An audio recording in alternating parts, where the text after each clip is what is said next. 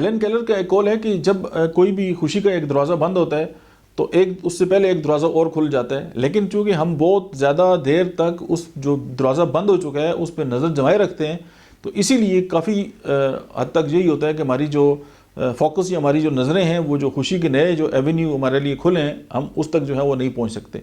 یہی بات جو ہے وہ زندگی میں بھی ہے کہ اگر ہم میرے ایک دوست تھے، میں ان کے ساتھ سفر کر رہا تھا تو میں نے ان سے یہ پوچھا، انہوں نے کہا یار میں بڑے ڈپریشن کا شکار ہوں اور میرے ساتھ جو ہے وہ اس طرح کے مسائل ہیں، تو میں نے کہا مجھے یہ بتائیں کہ آپ نے آج کے دن جو ہے جو گڈ نیوز آپ کو ملی ہے وہ کیا ہے؟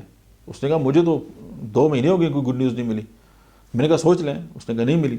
میں نے کہا کوئی بری خبریں؟ اس نے مجھے ایک لمبی فہرست جو ہے وہ بتا دی۔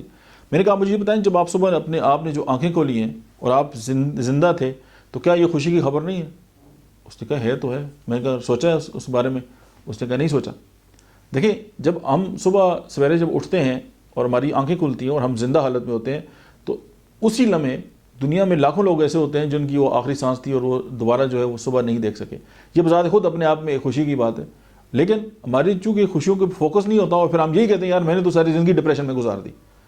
اور دوسری ایک اور بات ہے کہ ہم چیزوں کو سمجھنا نہیں چاہتے، ہم دوسروں کی پرسپیکٹو کے ساتھ یا دوسروں کی جو نقطہ نظر ہے اس کے ساتھ جو ہے وہ زندگی کو دیکھ رہے ہوتے ہیں، یا ہمارے ساتھ جو ہے وہ یہ چل رہا ہوتا ہے کہ ہمارا جو ریموٹ کنٹرول ہے وہ کسی اور کے ہاتھ میں ہوتا ہے، تو وہ اس نے اس طرح کر دیا اور ہم خوش ہو گئے، یا وہ خفا ہو گیا تو میں خفا ہو گیا۔